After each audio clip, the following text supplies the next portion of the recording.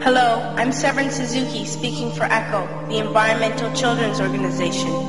We're a group of 12 and 13-year-olds trying to make a difference. Vanessa Suddy, Morgan Geisler, Michelle Quigg, and me. We've raised all the money to come here ourselves, to come 5,000 miles to tell you adults you must change your ways. Coming up here today, I have no hidden agenda.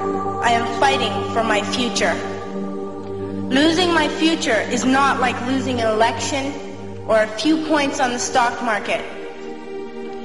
I am here to speak for all generations to come.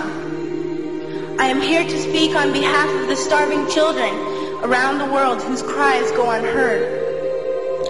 I am here to speak for the countless animals dying across this planet because they have nowhere left to go.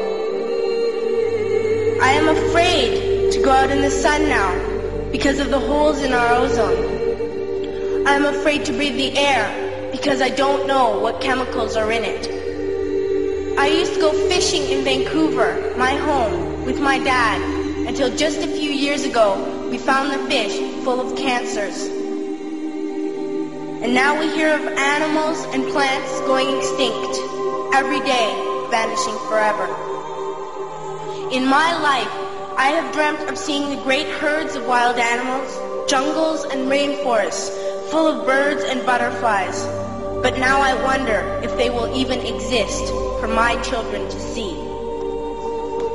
Did you have to worry of these things when you were my age?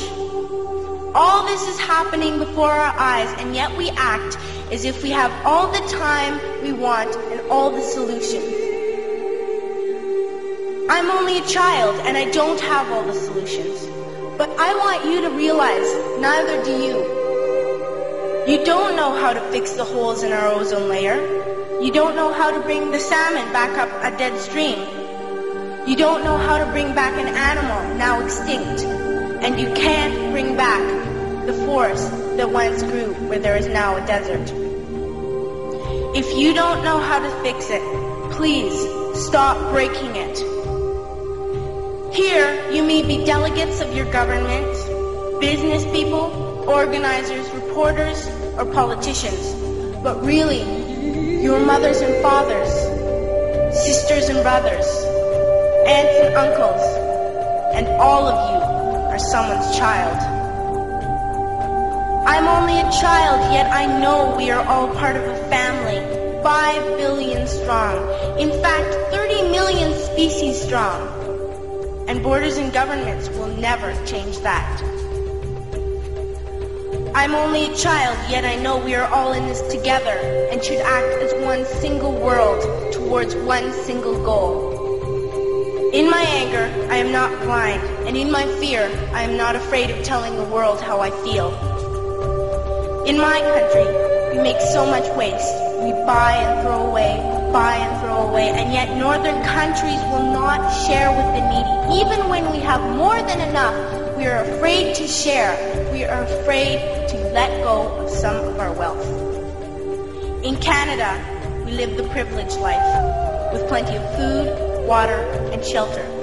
We have watches, bicycles, computers, and television sets. The list could go on for 2 days. 2 days ago, here in Brazil, we were shocked when we spent time with some children living on the streets. This is what one child told us. I wish I was rich. And if I were, I would give all the street children food, clothes, medicines, shelter, and love and affection. If a child on the streets who has nothing is willing to share, why are we who have everything still so greedy? I can't stop thinking that these are children my own age, that it makes a tremendous difference where you are born. That I could be one of those children living in the favelas of Rio. I could be a child starving in Somalia, or a victim of war in the Middle East, or a beggar in India. I am only a child, yet I know if all the money spent on war was spent on finding environmental answers, ending poverty, and finding treaties what a wonderful place this earth would be. At school, even in kindergarten, you teach us how to behave in the world. You teach us not to fight with others, to work things out, to respect others, to clean up our mess, not to hurt other creatures, to share, not be greedy. Then why do you go out and do the things you tell us not to do? Do not forget why you are attending these conferences, who you're doing this for. We are your own children. You are deciding what kind of world we are growing up in. Parents should be able to comfort their children by saying, everything's going to be all right. It's not the end of the world, and we're doing the best we can. But I don't think you can say that to us anymore. Are we even on your list of priorities? My dad always says, you are what you do, not what you say. Well, what you do makes me cry at night. You grown-ups say you love us, but I challenge you, please, make your actions reflect your words. Thank you.